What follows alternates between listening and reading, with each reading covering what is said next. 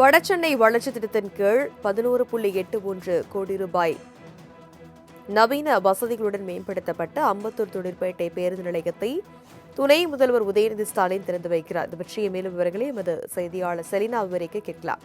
வணக்கம் செலினா, விவரம்.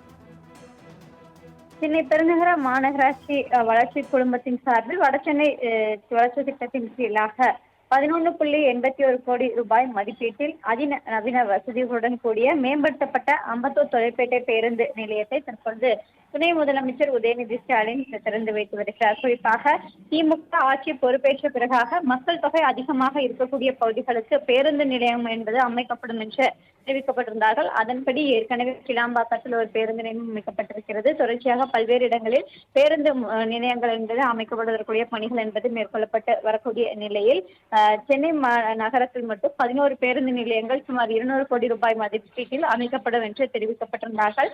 அதன்படியாக சென்னை அம்பத்தூர் பகுதியில் இந்த பேருந்து நிலையம் என்பது அமைக்கப்பட்டிருக்கிறது. பயணிகளின் வசதிகளுக்காக இந்த பேருந்து நிலையத்தில் குறிப்பாக 11 பேருந்து நிறுத்தங்கள் நிறுத்தக்கூடிய இடங்களுக்கான இந்த கடைகள், தாய்மார்கள் பாலூட்டும் அறைகள், அதே போல கழிப்பறை வசதிகள் என்பது அதிநவீன வசதிகளுடன் கூடிய அதே போல பெண் உள்ளிட்ட 3 தரப்பினர்களுக்கும் தனித்தனியாக கழிப்பறை வசதிகள் செய்யப்பட்டிருக்கிறது.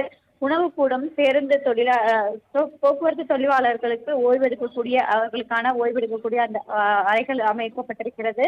ஒரு நாளைக்கு 140 பேருந்துகள் வந்து செல்லும் வகையில் சுமார் 1400க்கும் மேற்பட்ட பேருந்துகள் என்பது நிறுத்தி செல்லக்கூடிய அளவில் பெரிய அளவிலான அந்த பேருந்து முனையம் என்பது அமைக்கப்பட்டிருக்கிறது.